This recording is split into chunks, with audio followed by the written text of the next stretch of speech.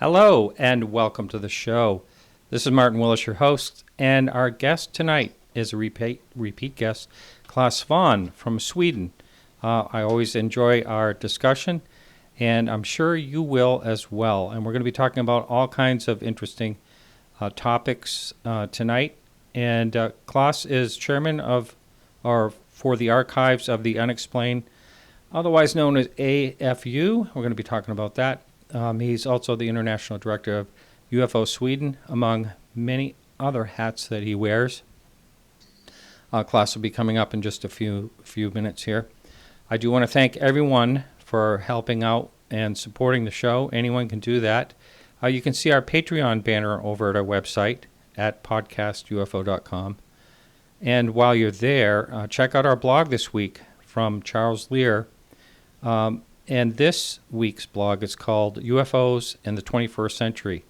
It's a great one. Another great blog that I forgot to mention last week is titled UFOs, Spacemen, Ultra-Terrestrials, or What?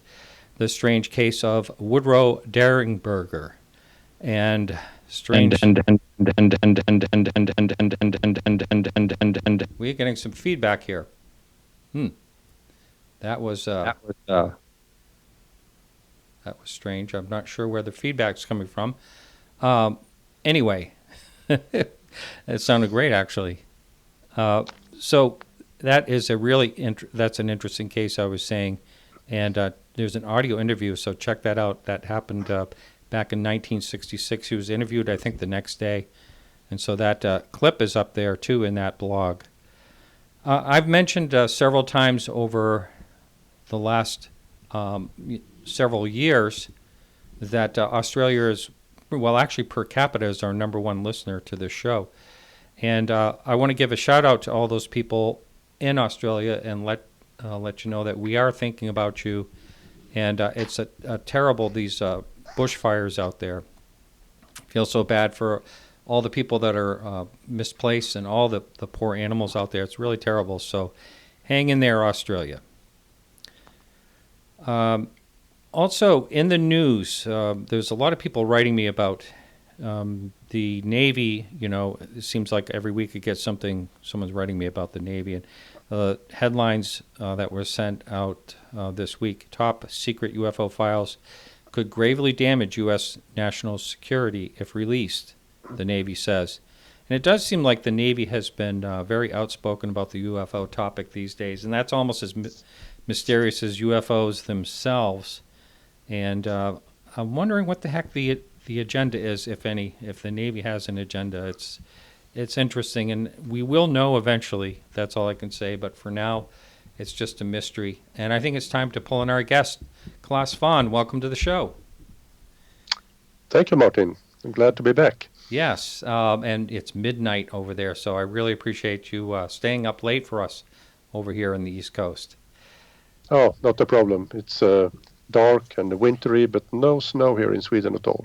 Oh, yeah. You know, a lot of people have been writing me and saying, oh, you poor thing, you got all the snow. I'm right on the coast, so I right now we just have a little dusting, and that's it. We've been really lucky this year, so I'll take it. I'm not much of a fan of snow. But so, Clas, can you, for the person that, I think it was over a year ago you were on last time, but for the person that is unaware of your, you know, who you are basically, can you give them your background in kind of a nutshell, because a lot of people have heard you a number of times? Yeah, I've been around as a ufologist since 1974, when I started a small UFO society in my hometown in the south of Sweden. And since then I spent nearly every day a couple of hours researching UFO cases. And I'm interested in the topic because I really want to know the answer. I haven't all the answers. I want to know what people sees in the sky, and I try to help people to identify what they see in the skies.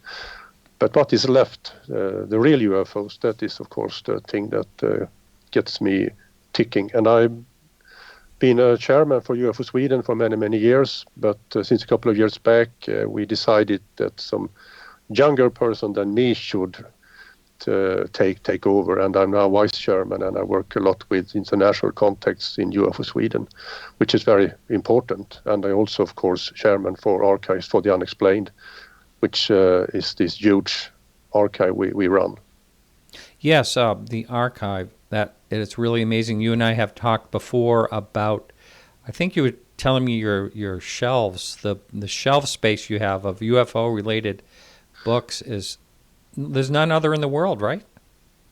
No, it's the largest in the world, really. It's nothing to compare with. We started in 1973 in one locality in the south of Sweden. And now we have 14 localities in the same area in Norrköping, which is 500 square meters, 600 square yards, and a shelf capacity of 3 kilometers, which is nearly 5 miles. So, we started with one bookshelf, and now we have several.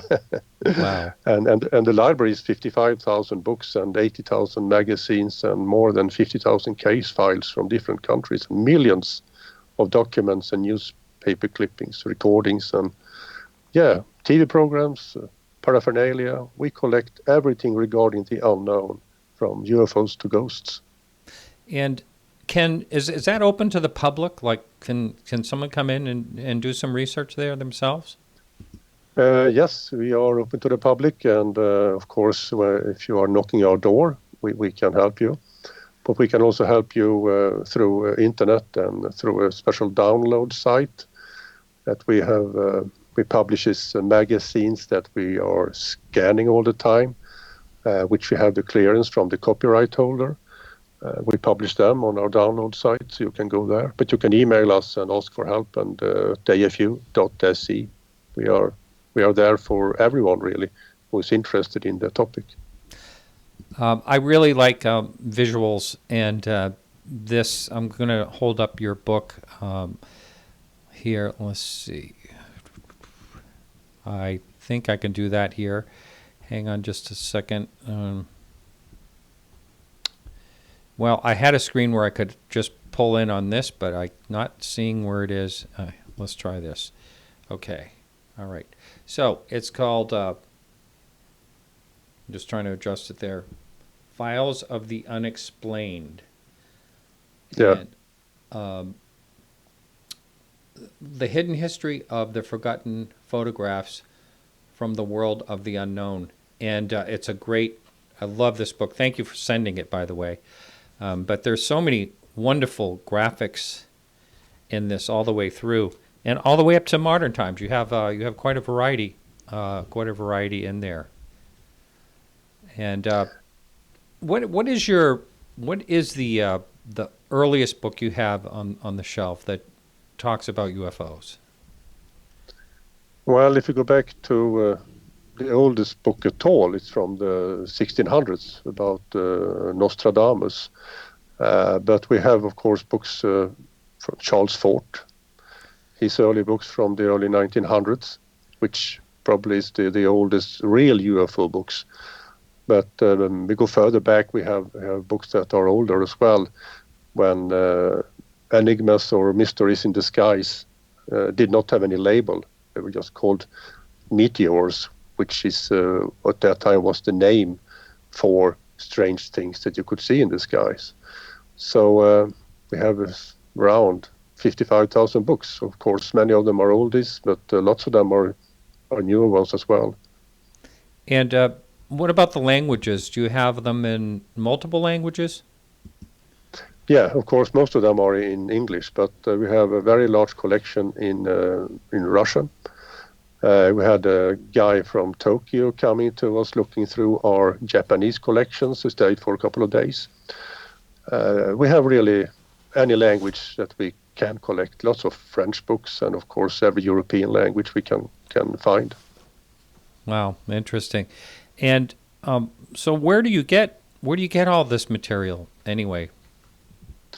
Yeah, we get it from all over the world. A lot come from Great Britain and the Nordic countries, of course, but also the rest of Europe and the US. And when we get surplus books and magazines, we sell them through our shop, AFU shop, so we can get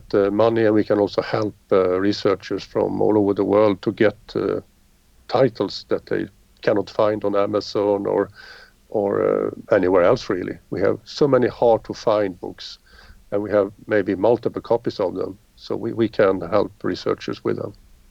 Now, I remember the last time we talked, and this baffles me. It's that your country basically takes this topic seriously, or you get very little ridicule, if any. Is that right? Yeah, that's right.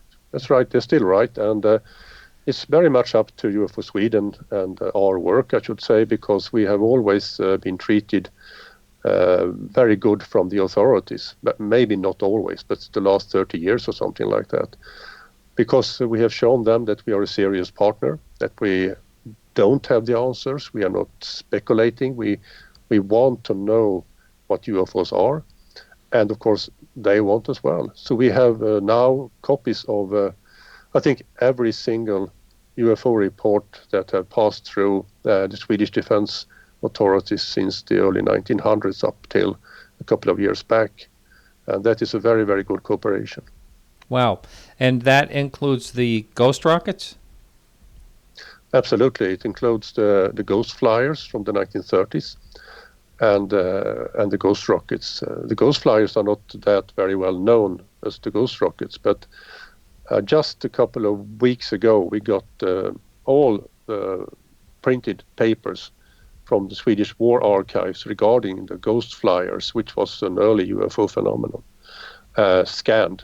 It's thousands of 5,500 scanned pages of reports and investigations into this early 1930s phenomenon that really baffled the Swedish military for many years. Wow. Because, I mean, for the most part, people will talk about, the modern UFO era as 1947 Roswell on. But there was, and then, of course, there were the Foo Fighters that people were seeing during World War II, but not like what you seem to be talking about. Can you go into more detail about, you said there were 5,000 scans, so can you go into more detail about what people thought they were seeing?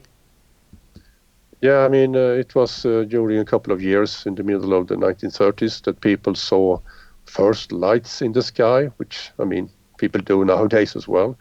But they were flying in very strange patterns and over areas that were controlled by the military. But they also saw what they thought were aircraft coming, flying over the northern part of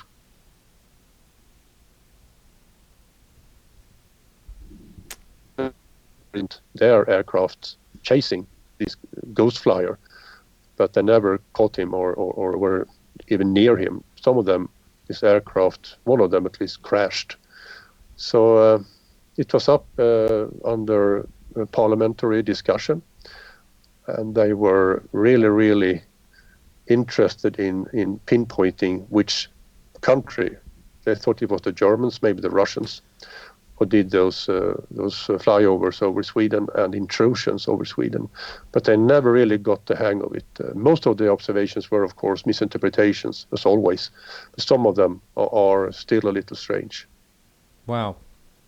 And then I always love talking about the ghost rockets. 1946, is that when that was happening? Yeah. And for the person that's not from, and a lot of them landed in lakes, which is another mystery. For the person that's unfamiliar with the ghost rockets, can you get a little bit into that topic, please?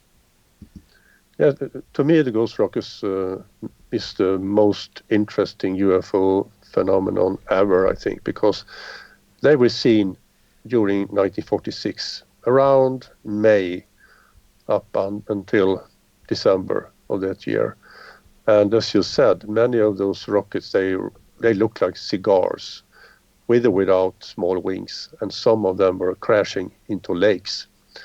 And the interesting thing was that everyone that did crash always crashed into a lake, and it was nearly always around 11, 12 o'clock in the middle of the day, broad daylight, and also sunshine, and you could see the sun shining on the hull of those rockets. You can hear them. You can see the water column when they were crashing, and you can also hear the crash. And even though the military spent thousands of hours trying to find a solution, they never did. They thought they were the Russians, of course, but I don't think it was, and neither the military. They could never prove that there were any country that were driving those rockets. And what did they report as far as the sound? What were they hearing for a sound?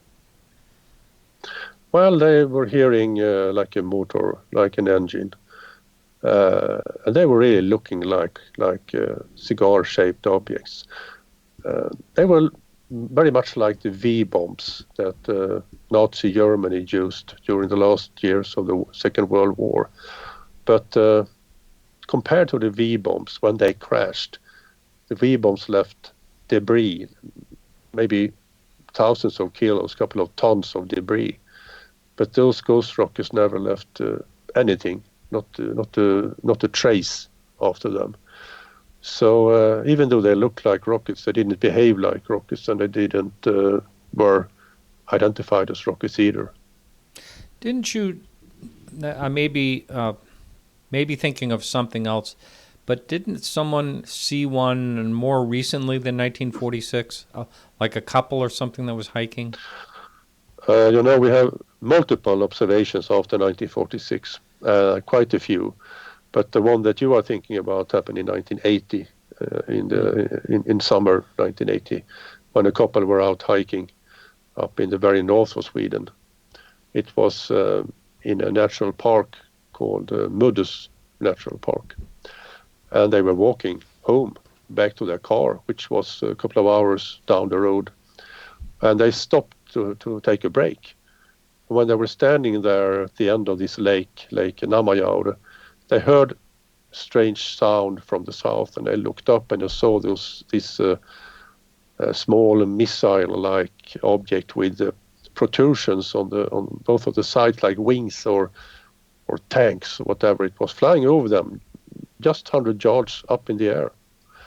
And it passed over them, and they could see it flying down towards the lake, and suddenly reverse 180 degrees, flying back towards them. And then they were really scared, but they thought this will hit us. But instead of hitting them, the ghost rocket landed with a splash on the lake and started sinking. And they could see it sinking and bubbles of air coming up. And when it vanished, they really tried to get from this place as fast as they could, because they were thinking it could explode. And they went back to the car a couple of hours to the west and drove down to Stockholm, and they alerted the military, who started an investigation into this. And did they actually go into the lake itself to see if they could find anything? No, it's quite impossible to do that. I mean, it was a couple of 100 yards out into the lake, and it's not easy. It's very cold water, and they were scared.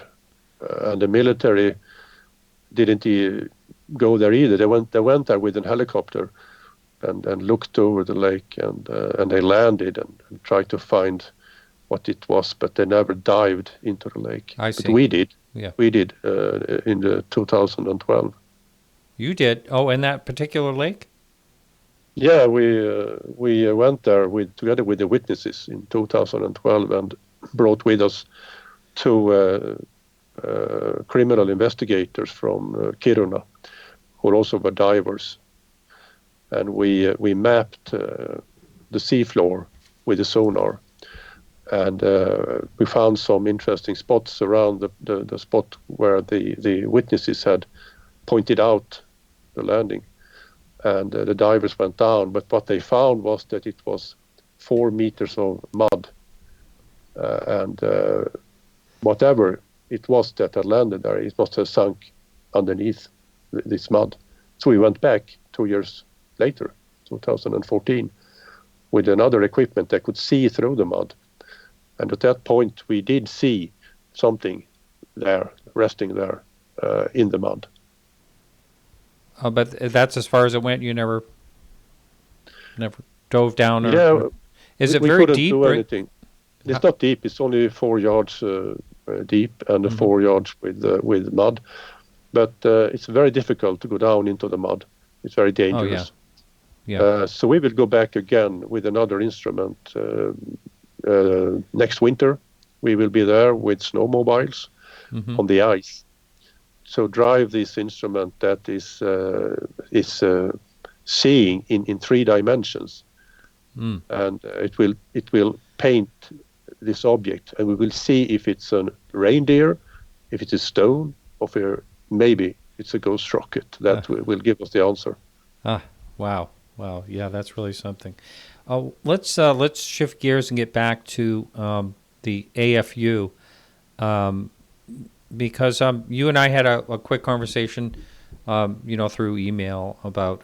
I mentioned something about Billy Meyer's photographs selling at Sotheby's for over $20,000, which is really amazing. And what is your thought on that? I mean, how can something like that happen when most people know it's a hoax?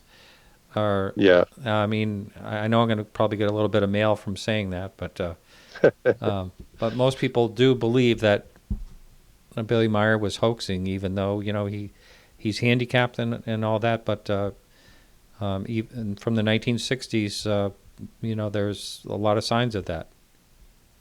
I mean, we sent an investigator to Switzerland in the late 1970s, early 1980s. I think it was the early 1980s, it must have been, to interview Billy Meyer, to investigate the case. He was elusive. He kept away from our investigator, but we were able to find other people and also find a lot of traces that show that he had manufactured his pictures, of course. But 17 of his pictures, it's prints. It's not even the negatives. It's prints sold for $24,000, which is amazing. Of course, it's. We have loads of prints from Billy Meyer at AFU, and the prints that were sold at Sotheby's are not even first generation prints. Some of them. So I don't know who really bought it, but we want to believe. We want to believe poster. One of those pictures are the one on the We Want to Believe poster, and that is what sold them, of course. I see. I never. So it's pop culture thing, kind of enhancing it. Yeah. But it's important to tell that those pictures came from the Wendell Stevens collection, and Wendell Stevens collection were scattered after his passing away, and he passed away in 2010. And we recently were able to acquire at least half of his collection, which is 1,000 kilos, 2,200 pounds, with the help of Jordan Peace from Rogue Valley Metaphysical Library in Oregon. I met with Jordan in California last summer, and we had an agreement that he sent all this stuff to Sweden and AFU. So we now have thousands and thousands and thousands of mails and not emails, but letters that were sent to Wendell Stevens, and also loads of material regarding the Billy Meyer case that had never been published and never been read by anyone outside the Wendell Stevens family. So we are now going through all of this and trying to sort it out and to start to scan the most important parts. Wow. I've heard about that collection. Now, I thought, I must be mixing this up, but I thought Open Minds had purchased that collection. No, that's right, but Open Minds sold it, and eventually it turned up at Rogue Valley in Oregon. But the other part we have also traced, and I paid a lot of money to get that to Sweden. It's a part with the photos and all the pictures. But that guy who we paid the money to hasn't sent anything to us yet, so maybe he just sits on the money and never fulfill his agreement with us. So that is a problem. We really want his full files with AFU. Now, we have to go into break here in just a minute, but who funds these purchases for all your materials? Yeah, I mean, it's a good question. It's us. We are 30 people who are putting between $5 and $100 every month into AFU, and we are also selling through AFU shop. But it's a business that costs us money to do. I don't earn a nickel from this, of course. I pay loads of money every year to keep AFU afloat, and we do, all of us. We have 4 people on this board, and we have a couple of guys around the world on an advisory board as well that helps us with this. But we really need more people than 30 Swedes. It's only one from outside Sweden that is helping us, but loads of people are asking for our help. So, yeah, you know, it's a difficult task, but we love to do it. Yeah, you wouldn't do it if you didn't love it.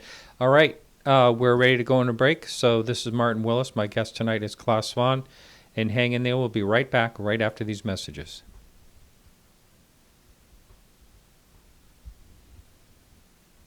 Okay, Martin, we're clear. 4 minutes of this break. 4 minutes. Okay, we're still live on YouTube. So, Clas, well, we're going to change the subject. We can jump back a little bit on what we're talking about. But as far as, do you ever purchase material that is, you find out later that it was hoaxed or you know, purposely hoaxed? Has that ever happened? Has anyone kind of pulled the wool or tried to pull the wool over your eyes? And well, we very seldom purchase things at all. Those Wendell Stevens stuff are one of the few we have paid for, and we paid very little money for it. And nevertheless, if we get the hoaxed thing, and we get pictures most of the time, it's part of the history. It's part of UFO history. So it doesn't really matter. We are not in it just for the real UFOs. We're in it for all of the how society looks upon this subject. Yeah. So we want to show everything from the lousiest, the baddest, to the brightest and the best. We save it all, really. Hoaxes and bona fide stuff. I was talking earlier at the very beginning of the show about this. I can't remember the person's name from the 1966, and let's see, his name was Derenberger, and Woodrow Derenberger. Are you familiar with who he is? Did you? Yeah, we have stuff from and about him. Okay, really? a few. Oh. Yeah, I'm not that versed into his case, I should say, but we have stuff that we have helped the researchers with copies from when they have been writing about Woodrow Derenberger. And I mean, we have so many nice things from George Adamski and first generation pictures. We have taped interviews with all those early 1950s contactees, like Howard Menger and Orfeo Angelucci and all those. And those are unique. And much of what we have is unique, really. Yeah. It's only one copy in the world. Wow. How about that? Yeah, it is an interesting segment, so to speak, and also very much of what he was talking about, his encounters, was a lot like what the contactees were talking about. I believe he said that he went to their planet and, on their spaceship and all that, and they looked just like us, but were a little taller or something like that. I mean, it was but that whole contactee movement is really something. And there's someone working on a film that's related to one of them that contacted me, and is insistent that his great uncle or whoever it is was 100% legitimate and really did go to Venus or whatever he did. So the stories were better in the past. I mean, 1950s, 1960s stories are still very, very interesting and very good, but maybe too good. sometimes at least. Yeah. We're ready to go back on the air, guys. Okay, we are ready here. All right, Martin, here we go. Klaus, you ready? Yep. All right, here we go, Martin. In 5, 4, 3, 2. All right, welcome back, everyone. This is Martin Willis. We're on KGRA Radio, and my guest tonight is Clas Svahn, and all the way from Sweden. And just before we went into the break, we were talking about basically you're kind of a self-funding group, and which I find pretty amazing, and that really no one would do this unless they had a passion for it. I mean, someone putting in $5 a month is not too much. Someone putting in $100 is quite a bit, but also it's just the fact that you say that you spend 2 hours, at least 2 hours a day involved. And so you think about the time involved in, chasing this stuff. You probably have countless hours in total. And, Absolutely. Yeah. And are there other people as dedicated as you to this? We are a few. Absolutely. A few, and also inside UFO-Sweden that spent hours every day doing this. So, and that's the only way to make this move forward, really. If we don't do that, we are living under an avalanche of information coming into AFU every week. I mean, just before we started the conversation, I secured some books and papers from a newly deceased member of UFO-Sweden. I got his name 5 hours ago. I wrote to his wife, his widow, and got clearance to get his paperwork and his material. And I do that all the time, really. I'm chasing so that this stuff isn't lost forever, which is this if we don't do it. Right. And, I talk with Dave Marler quite a bit over here, and he has, quite a thing going there as well. And I think it's great that these things are cared for, to pass along to interest, further on down the line. And I'm glad you're both doing that. You mentioned earlier that some of your books are in Russian, which I think is interesting. I do go to Russia. I think I've talked to you before when I was over there. I don't know, like once a year or something like that. I was supposed to go this last winter, but there was a little bit of an accident, so I couldn't make it over there. I was supposed to be there right now, actually. But anyway, in 1993, you went to Moscow, and let's talk about that. There was some type of dramatic situation happened.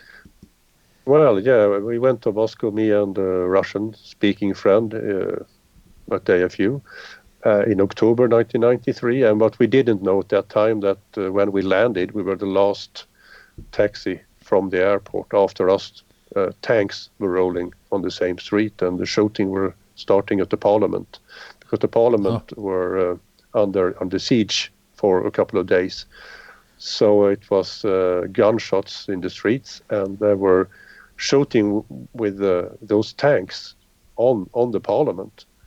So it was on fire, and I was standing there looking at this because, I'm a journalist. I'm working with the largest morning newspaper in Sweden, and I had to work, of course, when I came there, and all this shooting started.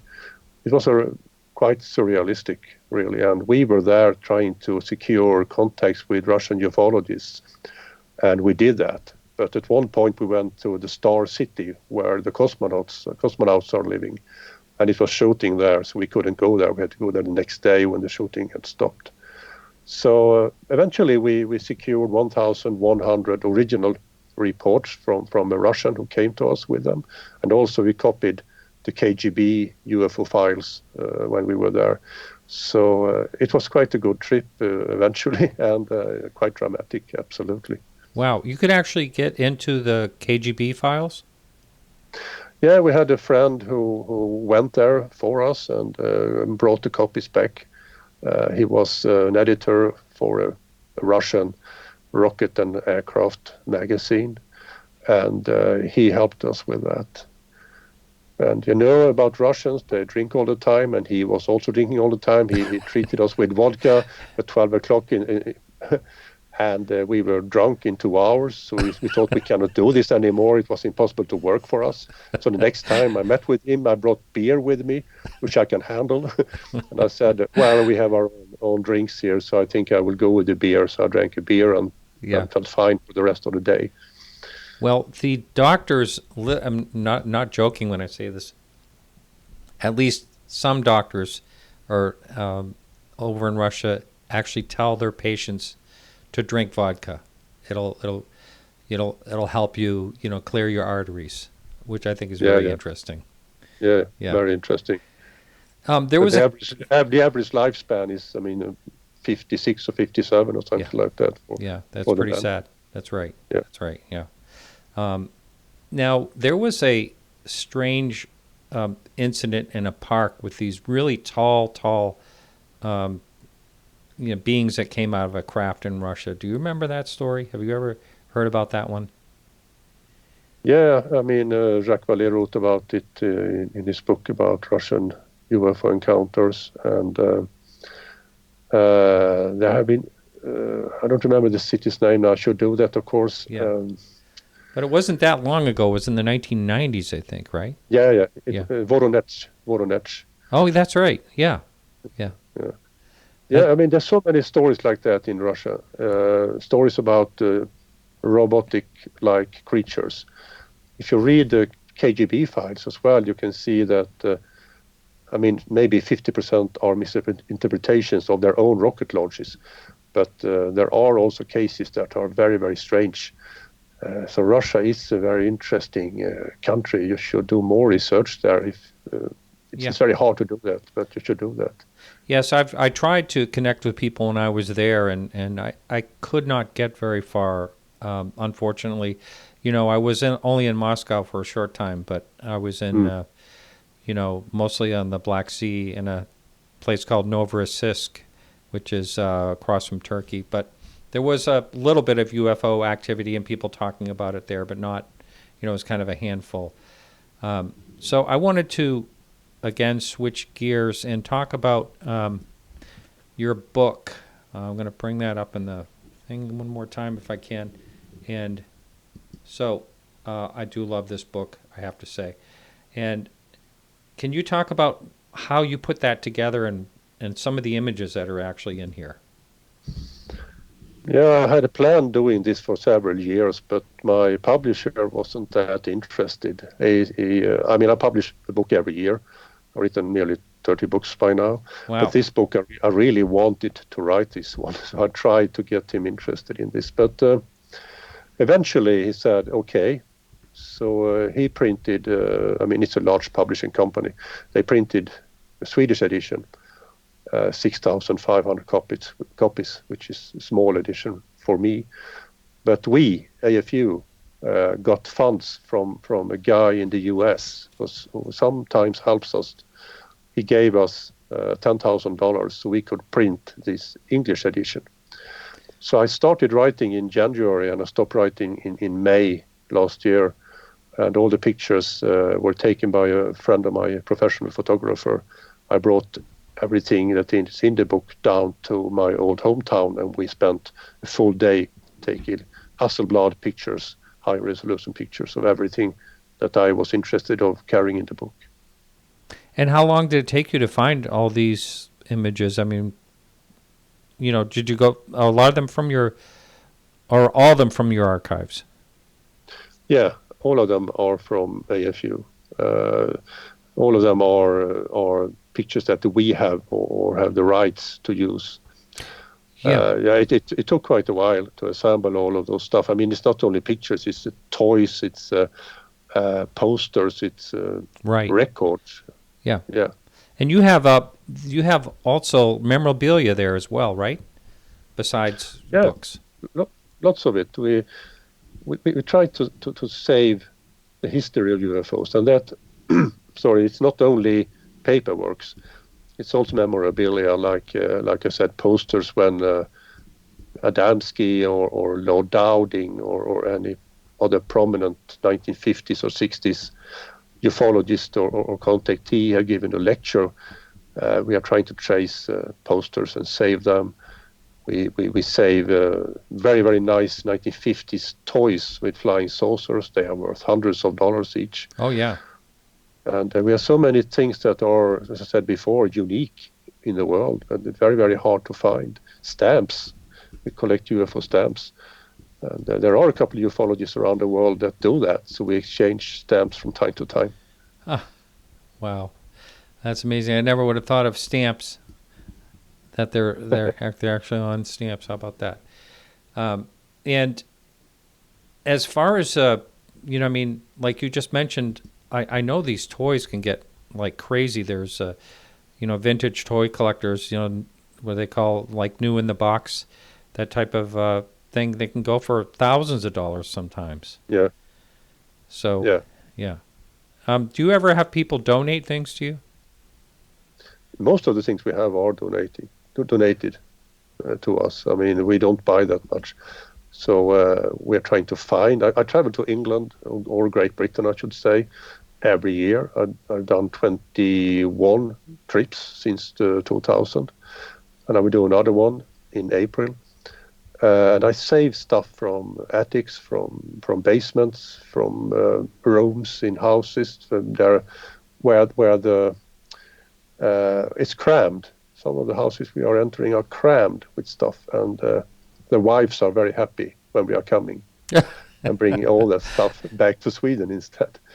So yes, all of that are donated to us. We don't pay anything for it. For transport, we do pay. Yeah, I was in a house, kind of, sort of, a prominent family down in Massachusetts recently. And I looked up on top of I was doing an appraisal of their fine art and antiques and everything in their house. And I looked up on their kitchen counter, and there was a big jar up there with an alien in it. And I just started laughing. I said, "What's that?" And they said that their uncle or whatever has a sense of humor and sent it to them. So, but it looked actually kind of real and kind of scary. So it wasn't real. Oh, no, it wasn't. No, but I mean, they try to make it look real. Why do you call the AFU a Fortean archive? Well, Fortean means really, it's from Charles Fort. I mean, he was the author of 4 books in the early 1900s. He was the father of all those subjects that we are collecting. He was an American writer. He lived between 1874 and 1932, and he collected what he called damned facts. That is, facts that were damned by the scientists, not interesting. So he was pouring through those scientific journals, trying to pick the gems, and he did. He found hundreds and hundreds and hundreds of UFO observations or paranormal events. I mean, everything you could think of. And after him, those subjects, UFOs, ghosts, the paranormal, everything that is strange, is called Fortean. We have Fortean Times, which is a magazine still published in London, which is a fantastic magazine. It is a must-read for ufologists, of course. So that is why we call AFU a Fortean library and a Fortean archive. I see. I've never... I've heard that term a number of times, but I never really quite understood it. So, thank you for clearing that up. What other things does the UFO-Sweden do besides the AFU? Well, UFO-Sweden is an ordinary UFO society like MUFON in the US. We have members. We print 2 magazines, which circulated in 1,200 copies, the glossy one. And we have field investigators training courses every year. We had one in October where 55 people paid $250 to spend a weekend together with me and my friends in UFO-Sweden, when we are trying to learn them how to investigate UFO reports. And that we have done now since the middle of the 1970s every year. And that is also something that very, very few UFO groups do. Wow. So that is very hugely important for us to let those newcomers know what people can misinterpret in the skies, because you must sift through all of that before getting down to the real UFOs.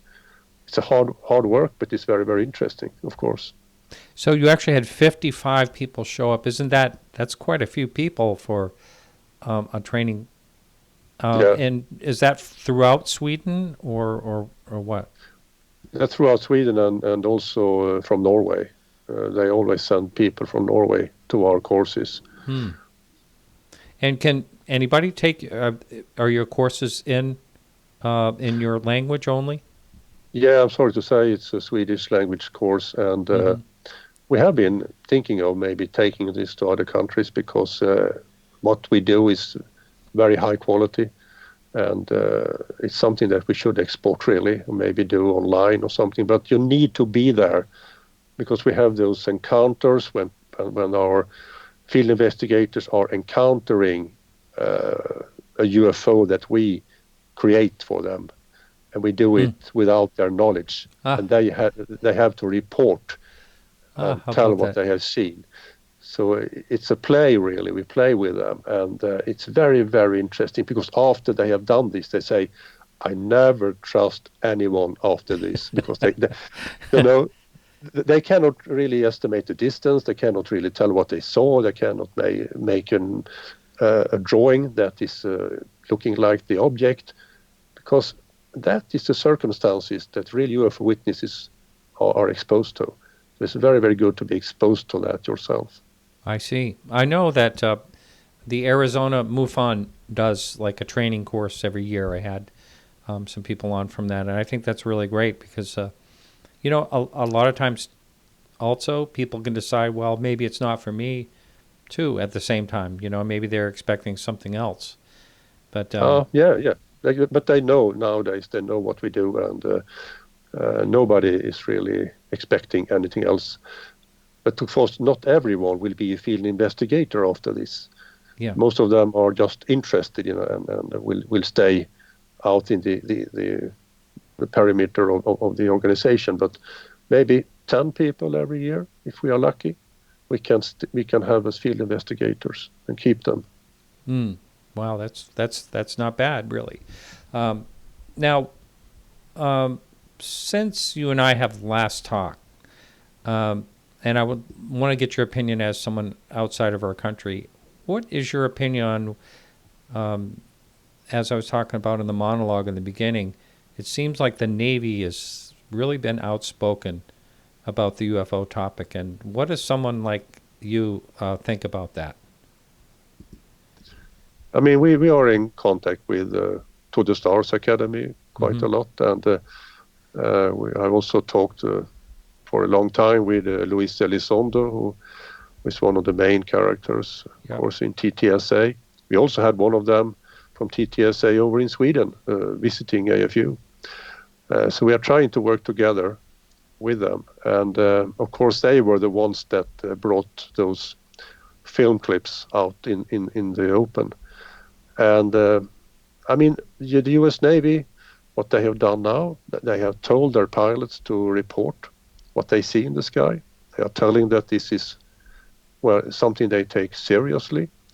And both of those things have been told before. I mean, we are back in the 1950s or 60s again, but not for a while. So, and that is very good. It helps us, it helps everyone that is interested in UFOs all over the world, because it makes our interest and topic more mainstream in many ways. So I think it's very, very good for us, whatever comes out of this. We have so many good things coming out of it already. Yeah. There's a lot of, there's a lot of people that speculate that, To the Stars has an agenda. Some people think they do. Some people think they don't. How do you see them, personally? How do you feel? Do you think they're it seems to me they're moving the needle, regardless. Things have moved they're forward. trying to assemble information so they can maybe build a craft. That's what they have been telling. They really want to make the most of those fragments that may have been found from UFOs. So I wish them good luck with that. I think it's a very, very hard thing to do. It's very problematic in many, many respects. But of course they have an agenda. All of us has some kind of agenda. We want to go somewhere. For myself, I want to help people with information. That's my agenda. And I want to know what UFOs are, of course. Mm-hmm. I don't have that insight, so I know if they're having a hidden agenda. But I cannot really comment on that. Right. Do you think that we'll ever know what UFOs are? When I started in 1974, I knew much less than I know today. I know very, very more about misinterpretations, what people can misinterpret in the sky. I also know that there are some very, very tough UFO cases that are very hard to crack, that are really nearly unbelievable when you listen to the observers. No, I'm not sure I will live to get the answer, but who knows? I may be old. Yeah, it's still. I feel probably about the same way. More or less the same way. But in Sweden, it seems like more or less people take this seriously, and you're on TV quite a bit for representing.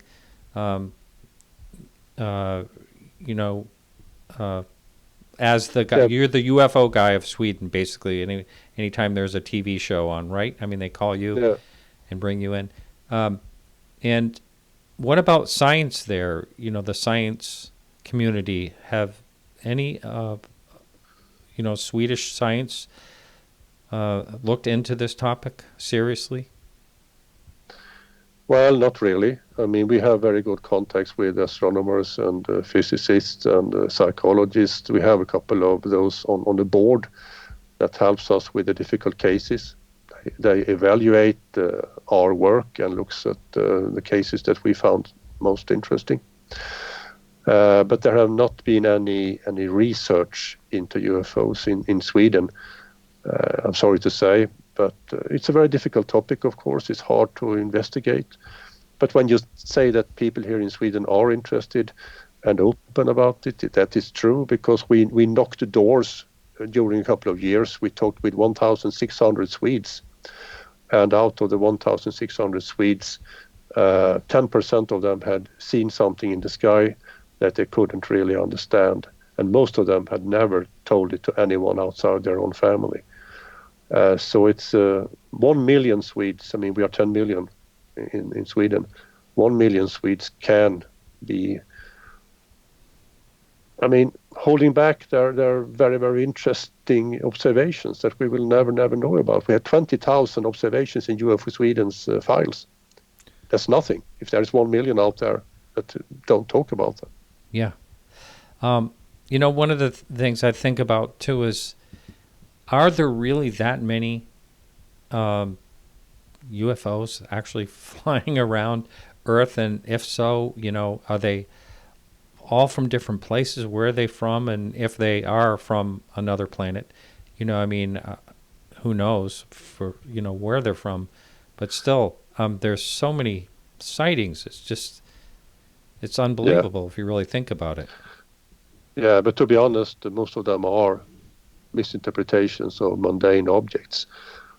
If we give every sighting the time it deserves, we usually find an explanation to it. Real UFOs are scarce.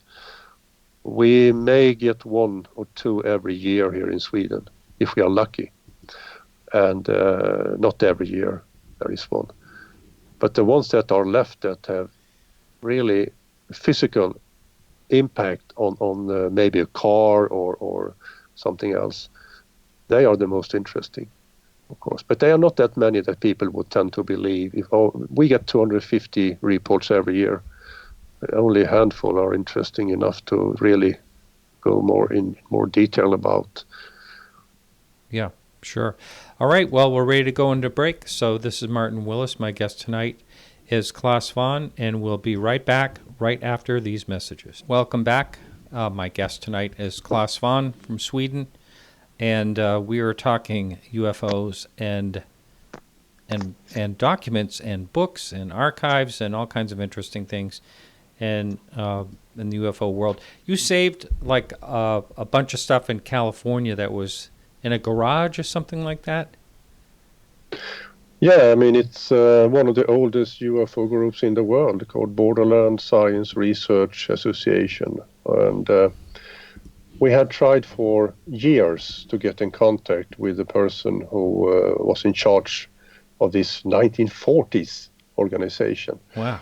We called him, we wrote to him, we emailed him, we tried every way we could, but he never answered us. But suddenly one night at 2 o'clock in the night, I called him, and he picked up the phone. And after that, he was hooked. And I met with him and a couple of years ago, 2016. I went to California together with my family on holiday. And then we met, and we packed all of this stuff, this wonderful stuff from the garage, which he had saved for decades, moving with him. And we sent that to Sweden. And now it's sorted. We have scanned a lot of it. We have helped him with scannings. We have got things back from us. We do that. We try to help people with getting things back as well, of course. And I mean, it's from 1940s up till the 1990s. And it's fantastic. It's letters and reports and newspaper clippings and loads of stuff. Wow, that's amazing. And when you ship something like that, how do you ship it? I mean, it's so expensive to ship international. It is. When we shipped this huge collection from Oregon, this 1,000 kilos, it costs around $1,500, which it's is less than okay. I thought. Well. Yeah, but it comes customs and other stuff as well. So it eventually maybe $2,000 tops. So we can do it, but it's not for free, no. Yeah, and you're traveling all over the place. Can you talk about some of the other places you've traveled to find things? Yeah, I'm traveling a lot to Europe, northern parts of Europe mainly. But Britain is my main traveling focus, because in the 1950s there were so many UFO groups in Britain, and all of them had exchanged with all over the world. They got the magazines from Japan, from the US. They had letters from ufologists and contactees all over the world. So you can find nearly anything you want when it comes to the early history of UFOs in Britain. And I mean, Gordon Creighton, who was the founder, sorry, not the founder, he was the publisher of Flying Saucer Review for many, many years. I met with him in 2001, I think, the first time. When he passed away a couple of years later, I was the first to enter his house. And his son had told me that do not go up to the second floor. So I went there, of course, the first I did. And we couldn't even open the door. It was so crammed with stuff. We spent maybe 20 minutes trying to get in. And we did that. The whole room was filled with paperwork, with books, with reports, with all stuff from 50 years of ufology, from UFO work. And eventually we found a staircase. We didn't see it. After an hour we found it, because it was underneath books, and we went up to another floor where we found a library. And eventually it took us 10 years to get all of this to Sweden, because they didn't want to part with it. But I went there 10 times talking to the guy who took care of this, and eventually he said, take it. So now we have It ordered and scanned some of it, but we are going to scan much more of it. It's a hugely important archive. The Flying Saucer Review was the most important magazine for many, many, many years. Wow. And when you scan these things, do you ever put them up on your website where people can actually, get to some of this material? Well, we have a server where we put everything on.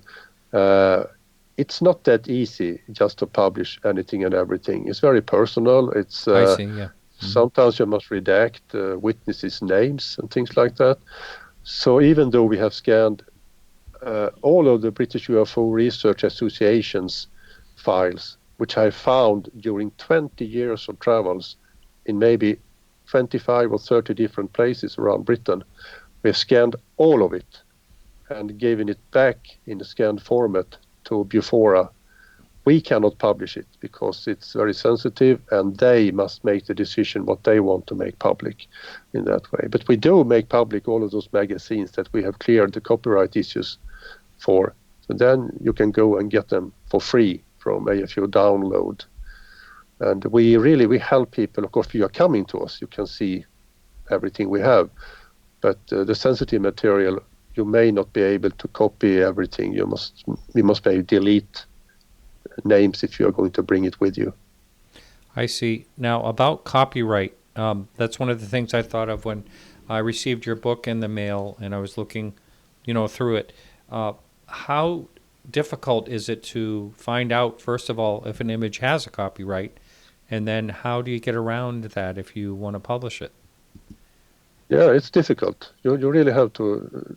I mean, there is many countries have the 50-year span that you can make available pictures that are more than 50 years after the person who took it has passed away.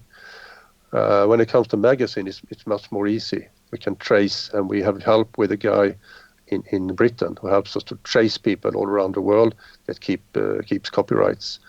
But we must really be thorough in this, so we don't step over a line. Mm-hmm. And if some people say that this picture you cannot publish, we don't do it. Right. Yes. I actually by error once I had a Billy Meyer picture in one of my blogs, and I was contacted, to take the image down, which is fine. I'll be glad to do that whenever I'm contacted. No problem at all. But wow, interesting. And getting back to that, you talked about we both were talking about the enormous amount of money those pictures brought. Do you think that is going to set a trend for people buying, UFO pictures, or do you think that was a one-time thing because of the picture being on that poster? I'm a little scared about this. Could set some sort of bottom line for how that everything is really worth something. And of course, UFOs are not only for ufologists. It's something that is in the public mind after so many sci-fi movies and all documentaries and our X-Files and all that stuff. People are ready to pay for it. They are. I mean, we have material worth millions, of course, at AFU if we were going to sell it. And I really hope that it's not the case that we must buy stuff for loads of money. There is, of course, a risk. It is a risk. Right. Now, getting back to what the research that you do over there, can you talk about some of the case files that have happened? Maybe since you last been on the show, anything interesting? Yeah, I mean, we have this case file from it's a British policeman, Alan Godfrey. He was working in Todmorden, which is outside Manchester, north of Manchester, in 1980, and his case file also contains his uniform. And we do have his uniform, his jacket, that he may have had on himself when he was abducted on this craft he met on November the 28th. He was out looking for cows. There was a herd of cows that had been vanishing from a farmer nearby, and he was out looking for them. But early in the morning, it was, I think, 4:45 or something like that, he was traveling on this road outside Todmorden when a huge craft suddenly hanged in the air in front of his police car, so he stopped. He didn't have any camera with him, so he stopped and just looked at it. It was like whirling. It was moving very swiftly. So leaves and branches were traveling around it like in a whirlstorm. And he started to write, to draw the object instead. He took some paper and started to draw it. And suddenly it was a flash of light. And he felt himself being driving the car on the other side of the object. I mean, a second before he was standing, sitting in the car, drawing. And after that, suddenly he was driving again from the object. And he turned around, he turned the vehicle around, and the object was gone. But he could see it was a pattern of a dry area on the way, on the road, because it had been raining. But where the object had been seen, it was an area that was really dry. And after that, he had 5 different hypnosis sessions.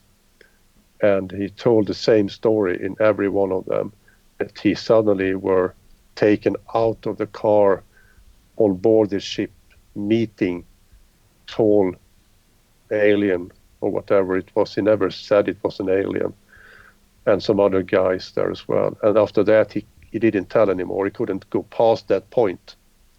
He stopped there every time. And his police jacket, we have a few, and we have his story and his report. Wow, that's a great one. And I do remember clearly that you said the abduction thing is very, very low in Sweden, that you get, it's very rare that you get any reports about that. Is that about the same as it always was, besides this story? Yeah, it is. It's very, very uncommon. But that said, just a couple of months ago, I met a guy who regularly, every night or every second night, and you can make of it whatever you want, travels to other planets. And is a part of this huge collection of entities that are ruling the universe.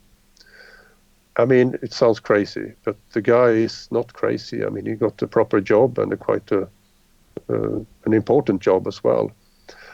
And he's really, really much like you and me when he tells this story. But his story is, of course, so strange that it's very, very hard to believe.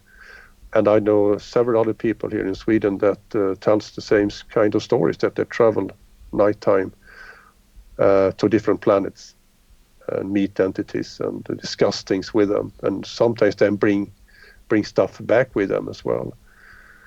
So, yeah, what do you know? I mean, it's very hard to investigate, but that kind of stories you can find here as well. Yeah. Wow. I'm actually surprised after our other conversations, because I remember you told me, I think there was only a couple of cases that you were aware of, and one of them was actually really interesting, where it was actually a police officer as well. His wife was lifted off the bed or something in front of him. Oh yeah, it was not a police officer, but that's right. You're remembering right. He was in his bed and he was sleeping, and his wife was sleeping beside him. And I met with both of them in their home, and his wife told me that she was always waking up as she had fell asleep. She was sleeping very, very sound, very deep, never woke up.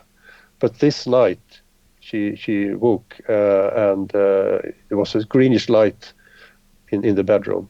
She was like hovering over the bed in the fetus position with her face down to the bed, and she saw her husband sleeping, and she was dragged out from the bed, and she was scared, of course. So she tried to shout and wake up her husband, but she couldn't shout. So she instead grabbed him by his arm, and he tells me that he wakes feeling this grabbing of his arm, and he sees his wife floating out from the bed towards three entities, very much like the ones you see on Whitney Strieber's communion cover, that were standing at the end of the bed, and she was drawn to them. And he thought, what should I do? And he did one thing, very strange, of course. He tried to kick them. So he when he did that, he tried to kick them. Suddenly, everything went dark, and he heard a pounds like somebody falling. And his wife was, of course, outside the bed at that time, and she fell to the floor. Ooh. And if you think that is strange, what is happening next is much more strange to me, because she crawls up into the bed, and they were talking to each other, and she says, what do you think that was? And he says, I have no idea, and they fell asleep again. They fell asleep again. And yeah, that is something I've heard on this show. A lot of times people have this major thing happen, a major sighting, and they go right to sleep. Yeah. Which doesn't seem like it makes any sense. But stranger than the story, really. yeah. That is bizarre. Yeah, that's really something. But as far as the abductions go, or the experiencers and stuff like that, generally speaking, it's very low. You get very few reports. Yeah, absolutely. Overall, out of the 250 reports that you look into, is there a portion that are people claiming that they were also abducted? No, not really. Maybe what about every entities? Fifth, every 6th year. Yeah, entities. I mean, they were very common in the 1970s. When I started as a young ufologist, you could meet people that had met entities. Nowadays, you can do that, but that's very, very, very seldom. We don't get that kind of report very often. Maybe once a year, maybe every 2nd year, something like that. I see. And as far as the reports are they a similar type of objects that people are seeing? You know, I mean, it seems like there's a lot of triangle UFOs. A lot of people are talking about them. Is that common over there as well? No, triangle observations are very, very seldom as well here. We do get a few, and we have been able to identify many of them as aircraft. But there are some very strange triangular observations, of course, here as well. But most of the pictures we get, most of the observations we get are nighttime specks of light. That really, really does say nothing at all. They are not informative, I should say. I mean, you would think that people with those mobile cameras would take loads of very, very good pictures now, but they don't. Yeah. You don't have those fantastic UFO pictures anymore as you had in the 1950s when, the contactees took pictures all the time. Why do you suppose that is? I mean, everyone has a cell phone on them, almost. Yeah. I mean, here in Sweden, everyone got one. I mean, it's hard to find anyone who doesn't. I mean, that tells me that the real UFOs are very, very scarce again. And most of the things you see can be explained. It's hard to say that, because if you say that, people think you are a skeptic or something. But I'm not a skeptic. I'm skeptical in when it comes to people's interpretations of what they have seen. But I am open to it can be anything and everything. And you must be both ways. It's very important. So, of course, there are pictures that are better, but I'm still waiting for the really good ones, at least here in Sweden. Yes. I'm opening up the phone lines if anyone would like to call in and ask our guest a question. And that number is 855-472-5483. It's up on the YouTube screen. You can see that now if you'd like to call in. And it's really quite amazing when you think about as far as all the reports go, and how would you, I know you're very particular on how you would report a UFO. Can you give advice to maybe a listener out there who may encounter in the future a UFO, what they should do once they see one? The first thing you should do is to take a picture, not because of the picture may be of great quality, but because the camera gives us the time of the observation. So whatever you see, if it's a speck of light far away, take a picture. And after that, we can, of course, check what was in the air or in the sky at that time. And after that, you should try to record what you are seeing. Maybe film it, maybe talk to your telephone if you have one, or write it down as soon as possible. And if you're in a familiar area, try to see in which direction you saw this. Most people don't have a clue about north and south, even though if they have lived in an area for many years, they often mistake north and south or east and west. So it's very, very good to know where you are, when it was, and what you thought you saw. Those three things are the crucial questions you always ask as a researcher afterwards. And I remember you talking about you and your wife actually witnessed something coming home one night. So if it's like a multiple witness situation, what would you explain to them that you do a little bit different than what you just said? Yeah, what we did at that time was that we were not talking to each other. We were separating each other in two different rooms in our house. It was in the middle of the night. Sat down with a form that UFO-Sweden uses, and I mean MUFON and other groups have those report forms as well. And we answered all the questions. We made the drawings, and after that we compared notes and talked. So it's very important when you're in a group not to let the group leader, because they're always a leader in any group, affect you and tell you what you are seeing. I've seen so many UFO reports with groups seeing things that are getting really looking that everyone tells the same story eventually. And that is not the case, because people don't see or remember things the same way as the other guy do. Yeah. I think the most important takeaway that anybody can get from this is you do something right away, as quick as you can, and document it as much as you can. And if you don't have a cell phone, look at your watch, and the time is essential. If we have a UFO report and we don't know when it happened, it can never be, the solution can never be a UFO afterwards. That case can never be solved, and we can never say that it was a UFO sighting, even though it may have been a fantastic sighting. That's the rules we have in UFO-Sweden. We need to have exact time so we can check what kind of misinterpretations it could have been. If we cannot check it, we cannot call it a UFO.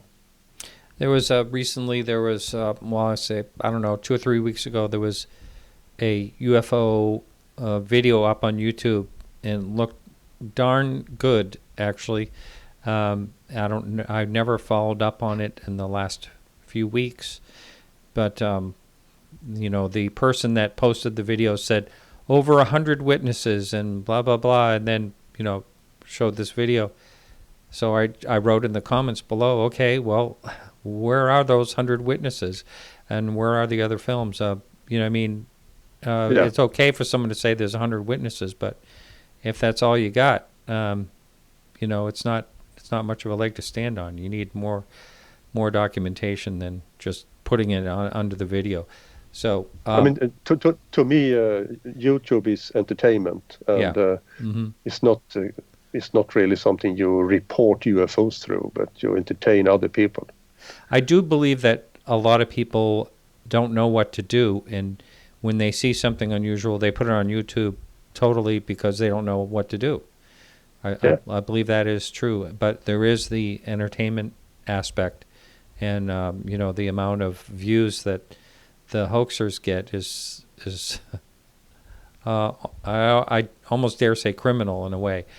You know, some of the CGI things that are out there that look so good. You know, and it's just a shame because it's very hard today to tell really what is a bona fide film or just a hoax. yeah, I mean, we have our experts in UFO-Sweden that are quite skilled, but I mean, it's very, very hard to tell a hoax if you have filmed something real. I mean, if you have thrown something up in the air, which is a real thing, and film that. I mean, it's real, yeah, but it's very hard to tell what it could be. I mean, it comes down to interviewing the witness, to meeting the witness on the spot where this thing happened. And when we do that, many times we get the solution there, because most witnesses, they don't follow through with their hoax stories when we are there trying to really get them to explain. They can't really get their story through at that time. Mm-hmm. Mm-hmm. Again, the phone lines are open at 855-472-5483. You know, what do you think that you would consider the all-out evidence that someone could gather? You know, I mean, a crashed UFO? I mean, yeah. You know, I mean, that would be it's a lot of the reason why a lot of people won't take this seriously is because, you know, it's something fleeting. You know, and then we're going to get to the point where we're not going to be able to believe, you know, images or video any longer. And what do you do then? You know. I think we haven't really gone forward. We have been going backwards because of the technicalities and the problems with the films and the hoaxing and what you can do with your film camera today. So it comes down to that you must find something and a piece of something, really. And from that, see something completely new that we didn't know before. Because witnesses are very, very interesting, but they don't prove anything else than that we have something to investigate. And that we know. We do have some really interesting things to investigate. I mean, I met with Swedish fighter pilots who have tried to chase those things in the sky. They've seen them on radar. And of course we have their stories, but we don't have their radar recordings. That is a problem, and we really need all those pieces to get past UFOs just being very, very strange stories to be something that science could really get their hands on. Right. You mentioned earlier about TTSA and their metamaterials or whatever it is they think that they have there, and I know there was this situation with Art's Parts. I don't know if you ever heard of those. Art Bell, I think Linda Moulton Howe had something to do with it as well, as these parts are supposedly from a crash saucer, and part of the material ended up being radiator foil.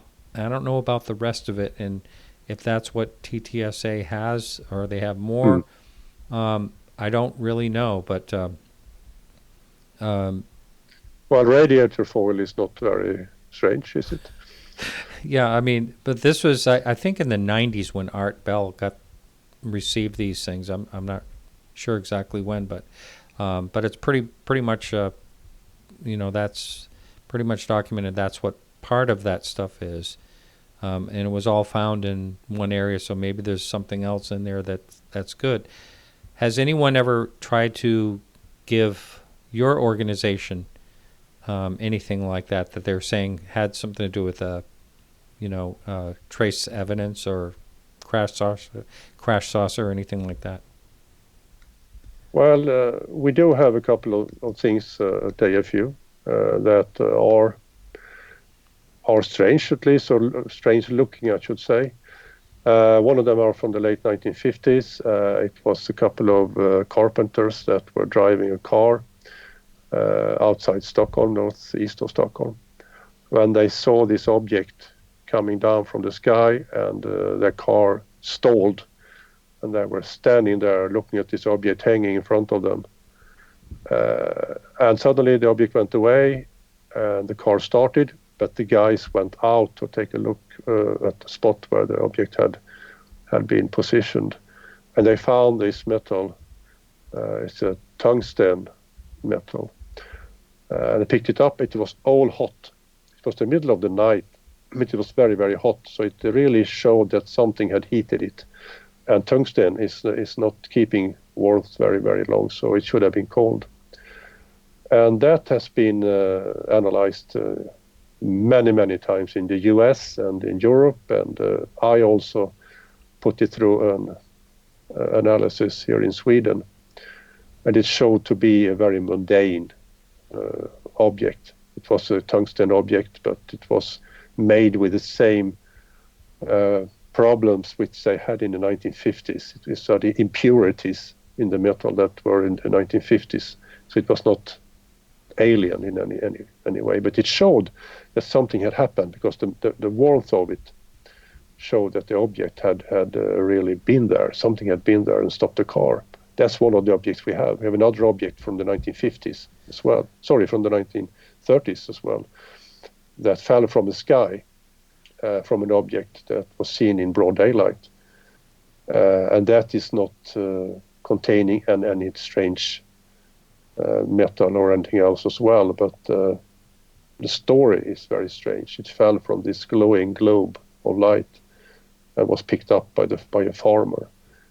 But that's the only two objects we do have at AFU.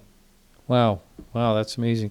I mean, you see a lot of these UFOs that are dropping something, or dripping or whatever, That's really, It really is quite bizarre.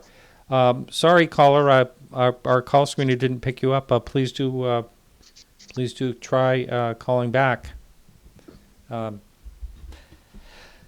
Yeah, I mean, you hear about like how Charles Halt, in Rendlesham Forest said, he went and tried to figure out what he saw that was dripping off of, the object that he saw bouncing through the trees, and they couldn't really find anything.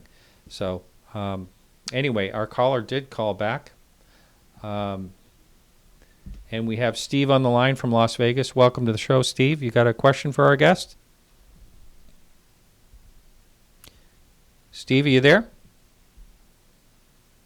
Says he's on air. Hello, Steve, you there? I don't hear him. Do you hear him, Clas? No. No, it's showing everything looks good on this end. I'm not sure what's going on. Okay. Put him back on hold. And, well, I don't know if there's a problem with this system. I'll try it again. Steve, can you hear us? Looks like I can see see that he's talking, but we are not hearing anything on this end. So it looks like we might have an issue. Okay, I'll try again. Oh, there you are, Steve. Yes, hi.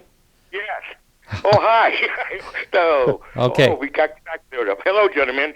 Yes, I have a question. I work nights, so I just kind of missed a little of the show. I'm not sure if you covered the topic on the subject on my question, but my question to you, sir, is everything that's been happening in the past few years, 2 years in ufology in the U.S., started with the military offering new guidelines to pilots and opening it up a little bit for the reports. And then comes, as you know, the Nimitz incident and everything that's been going on in the U.S. the past couple of years. What's your go on that? I mean, why do you think the government's opening it up, and where do you think ufology is going here in the U.S.? Oh, thank you for the question, Steve. It's a very interesting couple of years, the last couple of years, of course, because of what's happened in the United States. And the films from those U.S. Navy pilots are, of course, shown all over the world. And I think the most important thing coming out of this is that this topic is taken more and more serious. I watched so many U.S. TV shows now and newscasts as well, that the anchors and all the people involved are taking this serious now. So whatever comes from this, it's really done something good from that. If we ever gonna know what the Nimitz guys did see, I'm not sure. I'm not sure that the Navy knows either. I think they're as baffled as we are, really. And I hope that we can get some more information out from the Navy. Their research, I mean, they have done investigations into this that we have not seen yet. And they have said that they will not show. But hopefully someday they will show that, and then we will know more about it. I thank you so much. One quick question. Do you think disclosure could happen in the U.S. in any way or around the world from another country or anything? Yeah, it means it really... I think that disclosure has happened in many countries already, because there are governments, I mean, there are at least military that have gone on record saying that there are things that they don't know what it is. But if you mean that they are going to tell that we are visited or we know what those UFOs are, I'm not sure, because I don't sure that they know either. I think they are as baffled as we are. So I'm not waiting for any disclosure yet. Hopefully we will get to know more from the governments. I think they know more than we, but they don't know the answer to the question. All right. Hey, Steve, thanks for the call. Thank you, gentlemen, very much. And thank you for both of your hard work in ufology. We appreciate it. Hey, thanks a lot. As far as the Nimitz and that whole case, that is baffling. I think that's probably, or could be, one of the biggest cases. You know, it definitely has been for many, many years one of the bigger cases, because of the witnesses, the quality of the witnesses, the military involved, and all that, and then the Navy actually changing a few policies based around that. And there's one very interesting thing within the Nimitz observations, that during those days of those observations, several witnesses were telling about those objects coming down very fast from very high, 20, 30,000 feet or something like that, more, and coming down to the sea and maybe going up again very fast. And I have seen the same here in Sweden when I interviewed a pilot who in 1977 chased one of those objects out in the Baltic area, because he told me that when he approached the object, it suddenly started to climb, and he was trying to get closer to it, but he was outflown by it, and the object vanished suddenly around, I think it was at least 40,000 meters or something like that. He couldn't see it anymore on his radar screen. It was traveling right out into space, as he told me. Wow. And the same thing you saw in the Nimitz stories, really, the objects moving like that, like dropping and going up very, very fast. Do we have as far as you know, I mean, I don't know what government or all governments have any type of scanning, satellites up, high in the altitude where, if objects were coming in from, say, out in the solar system somewhere, that we'd actually be able to detect them? It seems like we would have that capability. And if so... I mean, there are satellites up there that can see bolides coming in from outer space and going into the atmosphere. Large meteors. Mm-hmm. That we know that, and things like that are published from time to time, and the many of the U.S. spy satellites can see things like that as well. So they could probably see other objects as well if they are coming in from outside the atmosphere and going into Earth. Yeah, I'm just wondering if there was anything like that happening during the Nimitz encounters, if there was any type of documentation, because it would seem like the Navy would have access to that if they were really investigating Well, I think most of the American spy satellites are not over the U.S. territory. I mean, they are looking for something else. Oh, that's true. So, yeah. So the best pictures are probably not there. They are over North Korea, Iran, or whatever. Right. Yeah, I get that. You're probably right. And as far as the Nimitz case in particular, I know there was this guy that was, claiming to be in the Air Force intelligence and saying that the Air Force was actually trying to see what the Navy would come up with their, secret craft, that drones or whatever it was they're flying. I don't know if you followed any of that. I didn't buy it. I don't know what has happened in the last few weeks as far as that whole thing goes. But have you heard anything about that? He was claiming the Air Force. These were Air I Force. heard about it, but I'm a little skeptical about that as well as you are. What I think is interesting is that U.S. Air Force has not came up with new roles as the U.S. Navy. They have been quite... exactly. They're doing something else. I mean, I don't know why, because U.S. Air Force should say something in this as well. You would think, at least. Yeah, I mean, they're the protectors of our skies here. Yeah, absolutely. So, I mean, two different entities of your army that give quite mixed positions. Yeah. It a lot of that doesn't make any sense, and like I said in the beginning, it's almost as baffling as the UFO topic, in general. Yeah. But it does seem promising to me anyway. Yeah, to me as well. Absolutely. Yeah. And as far as when you do a talk and a lecture and you have, people ask questions at the end, I'm sure that's probably what happens there, I would assume. What do you say when someone says, well, are they aliens or something like that? What do you say? How do you answer that? I'm telling them that we don't know that. I mean, we have so many reports of entities, other entities, as well. If you look through the history, you've got so many folklore entities that were taken for granted just maybe 150 years back or 100 years back. They were more reported than today's aliens. I don't really see any distinction between the folklore entities and the aliens. I think they could have the same answer at the end. It could be something to do with ourselves. It could be some physical part of it as well. I mean, I get today reports of gnomes here in Sweden and elves, and I mean, really, yeah.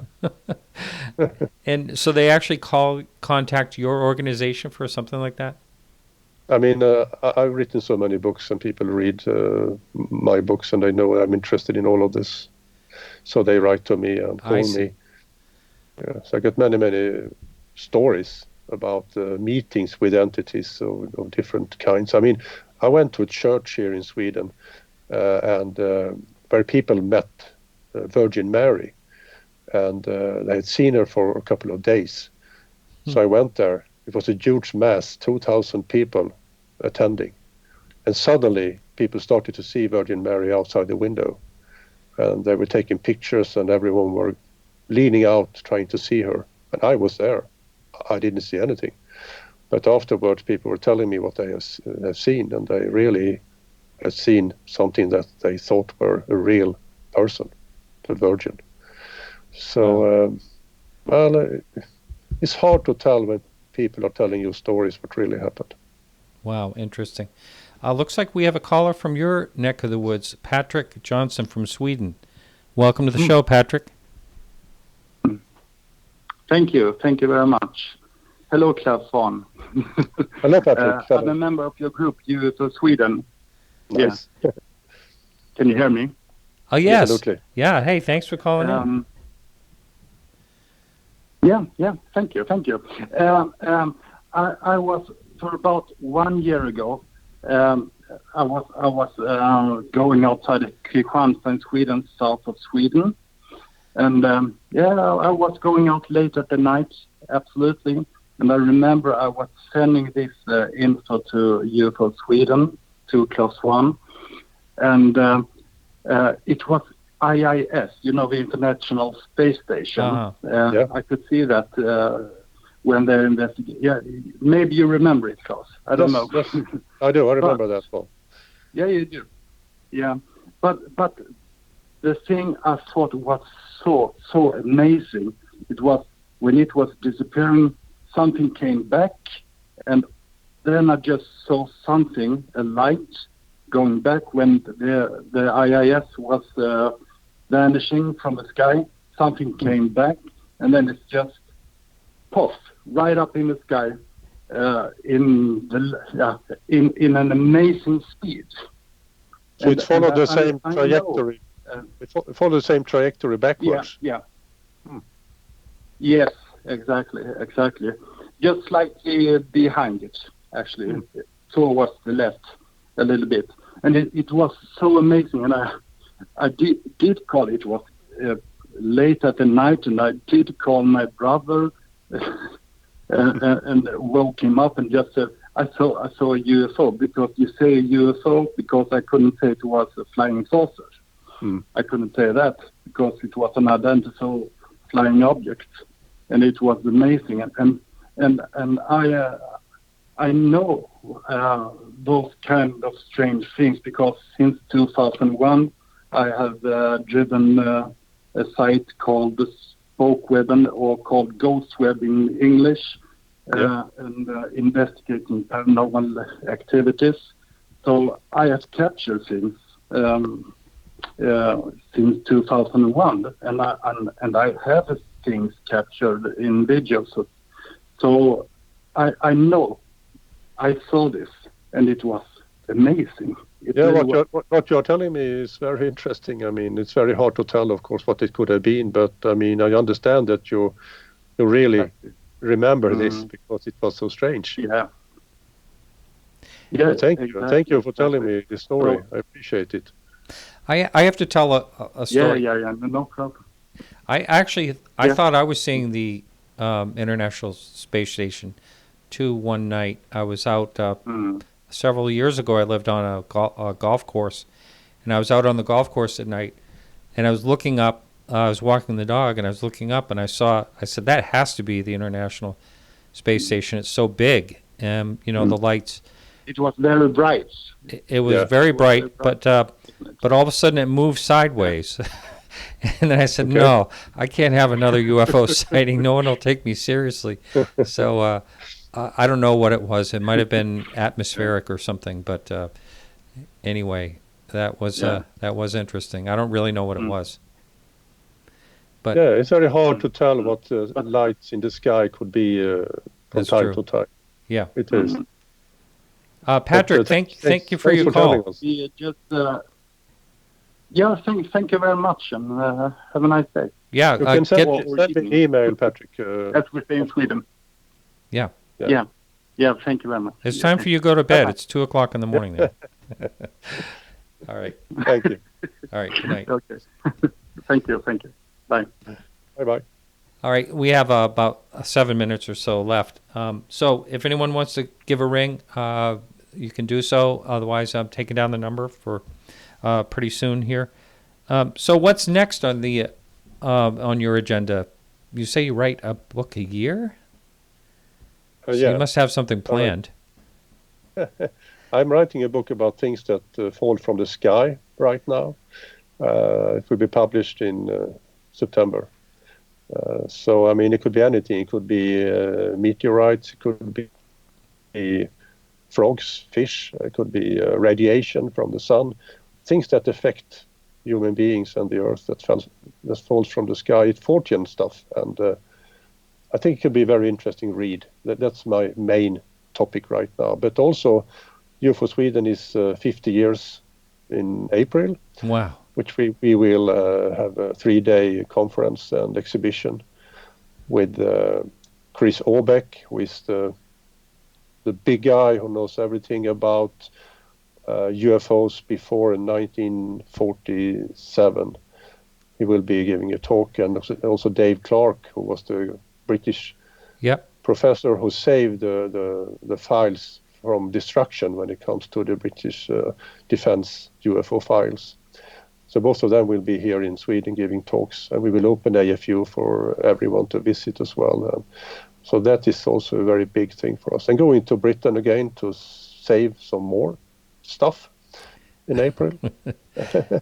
What type of storage space do you have there? You must have a lot. You know, we have Bob Rickard, who is the publisher, was the publisher of Fortean Times. We live in his house in the north of London, and his basement is the storage place for everything bring there. And after that, we send it by a lorry to Sweden. So I see. That's the plan this time again. Wow. Well, interesting. And so if someone actually had something they wanted to donate to you, they could reach out to you basically. And what do you tell them as far as, how these things are cared for? We are very, very skilled with taking care of material that people send to us. We have done this since 1973. And we are very, very, you can say, we don't throw anything away. Everything is saved. And if something is broken, we mend it. So if anyone wants to get in contact with the AFU, you have all the contacts on afu.se.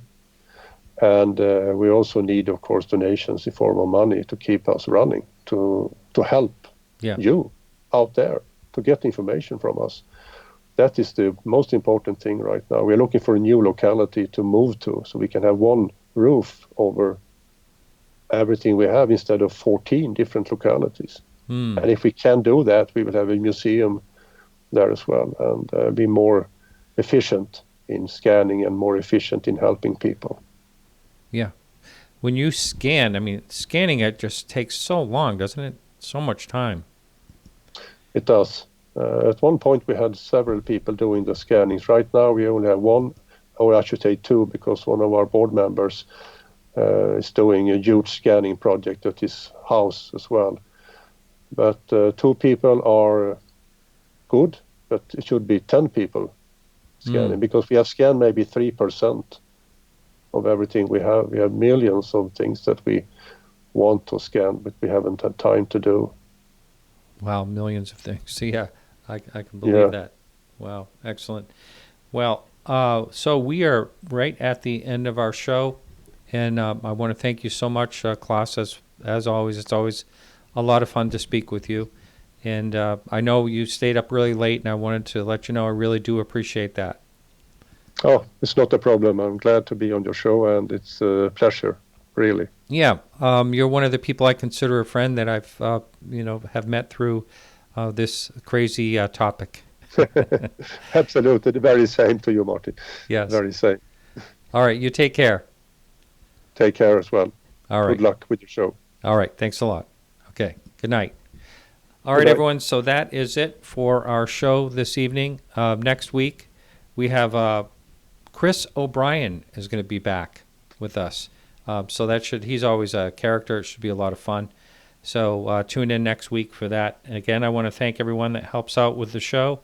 And remember, anyone can support the show. Go over to podcastufo.com. All that information's there. And our T-shirts are for sale also. So T-shirts and all types of things with a nice graphic that Diane Cash made for us with the Podcast UFO logo on it. So anyway, check that out. And again, we'll be back next week. And remember to keep your eyes to the sky.